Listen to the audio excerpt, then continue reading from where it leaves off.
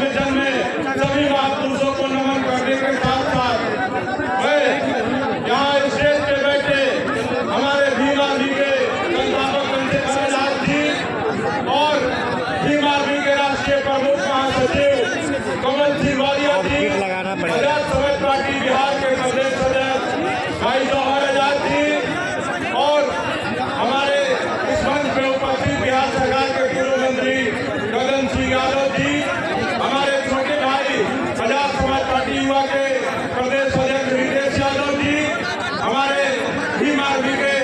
मजबूत साथी प्रधान महासचिव अबुजर खान जी, निशान चौधरी जी, संतोष अम्बेडकर जी और जो भी मेरे साथी हैं मुकेश पासवान जी और तमाम जो भीम आर्मी के साथी हैं, मैं सबका धन्यवाद करता हूं कि आप सबने और साथ ही साथ में भीम आर्मी के उन तमाम जिलाध्यक्षों का जिन लोगों ने इस कार्यक्रम को सफल बनाने के लिए अपने साधन अपने संसाधन के माध्यम से आज के इस कार्यक्रम में अनेकों संसाधन के माध्यम से कार्यक्रम में लोगों को लेकर के आए और इस कार्यक्रम में मौजूद मेरे बिहार के सभी भाई माताओं बहनों और सभी मेरे बुजुर्गों अभिभावकों को मेरे तरफ से क्रांतिकारी जय भीम। आज की इस महारैली में क्योंकि हमारे नेता चंद्रशेखर आजाद जी हैं तो मैं बहुत कुछ नहीं कहूँगा क्योंकि बिहार के तमाम जो मुद्दे हैं उन मुद्दों पर बोलने के लिए भाई चंद्रशेखर आजाद जी खड़े हैं, लेकिन मैं आप सबके बीच में ये कह देना चाहता हूँ कि बिहार के अंदर Bahujan Samaj SC ST OBC धार्मिक अल्पसंख्यक पिछड़े मुसलमान जैन सिख ईसाई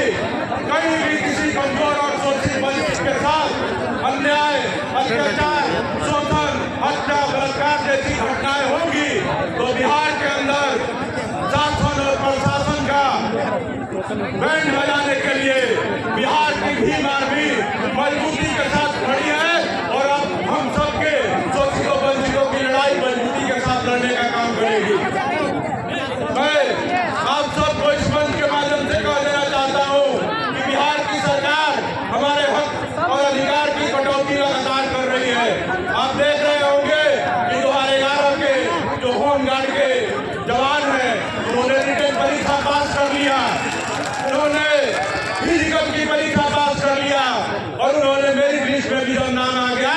तो यही बगल में बिहार के मुख्यमंत्री नीतीश कुमार जी का कार्यालय है और उस कार्यालय में बैठे हुए नेता भी सुन ले कान खोल के कि हमारे होमगार्ड के भाइयों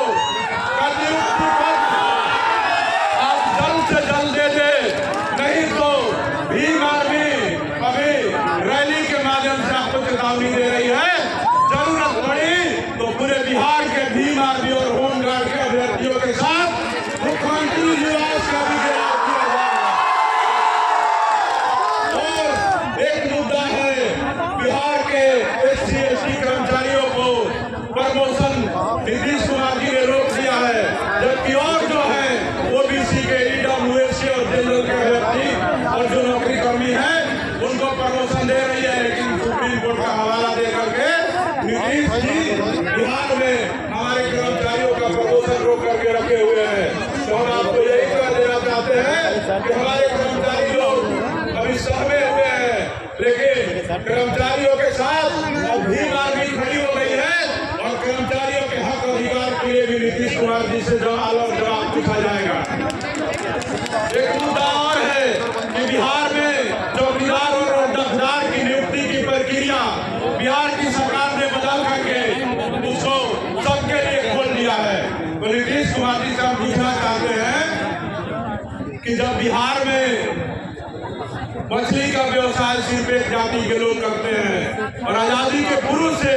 चौकीदार और दफ्तार की नौकरी एक ही जाति के लोग करते आ रहे हैं, दलित समाज के लोग करते आ रहे हैं, पासवान समाज के लोग करते आ रहे हैं, तो नीतीश कुमार जी आपको पासवानों के सिर्फ चौकीदारी जिससे रोजी रोटी और परिवार का 2 टाइम का भोजन और पालन पोषण होता है उसको खत्म करके और उसके सीटों को जनरल को दे करके आप जो पासवानों के पेट में लात मारने का काम कर रहे हैं, तो मैं आपको बता देना चाहता हूँ कि हम बाबा चौड़मल के वंशज हैं। जब तक आपका आंकड़ और आपका कानून नहीं तोड़ेंगे तब तक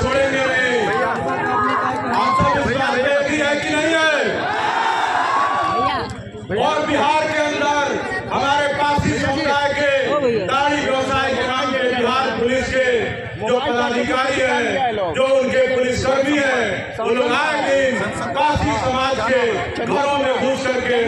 दाढ़ी के नाम पे उनके जा करके घरों में महिलाओं से बदतमीजी करते हैं। हमारे भाइयों को गिरफ्तार करके हजारों हजार की संख्या में 38 जिला में जेल में बंद किया गया है।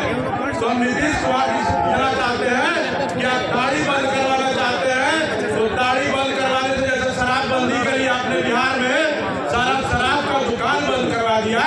तो दाढ़ी बंद करवाना है तो बिहार से सारा रफ्तार के पेड़ों को कटवा दीजिए, नहीं तो बिहार का काशी समाज दाढ़ी उतारेगा। और अगर आपको इन पार्टियों से इतनी दिक्कत है, इनके दाढ़ी से और दिक्कत है, तो आप नीरा उत्पादन करवा रहे हैं। तो नीतीश कुमार जी हम पूछना चाहते हैं कि जब पासी लोग दाढ़ी बेचता था उसी दाढ़ी का आप नीरा बना करके दुकान खुलवा करके बेच रहे हैं, तो बताइए कि बिहार के कितने पासियों को नीरा दुकान का टेंडर आपने दिया। अब नीरा उत्पादन का जो टेंडर है सिर्फ और सिर्फ पासी जातियों को दे, जैसे बिहार के जलकर तालाब और तमाम जो जगह है वहाँ बिहार के जो सानी समाज के मलाह समाज के लोग हैं उनको उसमें मछली पालन का और उसका व्यवसाय करने का अधिकार दिया गया। उसी प्रकार से दाढ़ी और नीरा केंद्र जो खोल रहे हैं उसका अधिकार पासी समाज के लोगों को दे। और बिहार के अंदर आप सबको देख रहे होंगे लगातार कि आए दिन कहीं न कहीं घटनाएं होती है। मुजफ्फरपुर के पारू में हमारी बहन रूपा का बलात्कार करके हत्या कर दिया गया, लेकिन वहाँ के पुलिस प्रशासन के लोगों ने उस मामले पे लीपापोती किया और उस घटना को ऑनर किलिंग का नाम दिया। तो हम नीतीश कुमार जी से ये भी कहना चाहते हैं कि बिहार में जितने एसपी और डीएम आप अपनी जाति देख दे करके बना रहे हैं, तो उन डीएम और एसपी को बोल दीजिए कि हमारे समाज के साथ निष्पक्षता के साथ न्याय करे, नहीं तो भीम आर्मी का झंडा और डंडा दोनों मजबूत है। पुलिस के जो पदाधिकारी है, जो एसपी है, उनका ऊपर उतारना भी हम लोग बहुत अच्छे तरीके से जानते हैं। और बिहार में आए दिन तमाम घटनाएं होती है, चाहे मुजफ्फरपुर का पारू का घटना हो, अभी 13 साल की एक बेटी धनरुआ की रहने वाली उसका बलात्कार कर दिया गया, लेकिन 20 दिन बीत गए मामले को, अभी तक अपराधी गिरफ्तार नहीं हुआ है। तो मैं पटना में ये कार्यक्रम हो रहा है, तो मैं पटना के एसएसपी साहब और उनके कई जिम्मेदार थानेदार यहाँ पे आगे सुरक्षा में आप सबके लगे हुए हैं, मैं उन सब के माध्यम से कह देना चाहता हूँ कि बिहार के जो मुख्यमंत्री हैं नीतीश कुमार जी और आप अपने पटना जिला के एसएसपी साहब धनरुआ के मामले में अगर एक सप्ताह के अंदर जो बलात्कारी है अगर उसकी गिरफ्तारी नहीं होती है तो भीम आर्मी न्याय करने के लिए अलग तरीका अपनाएगी और वहाँ भी इतना विशाल और जोरदार आंदोलन होगा। वहाँ पे एक मामला और आया है कि 3 महीने पहले हमारे एक दलित भाई की,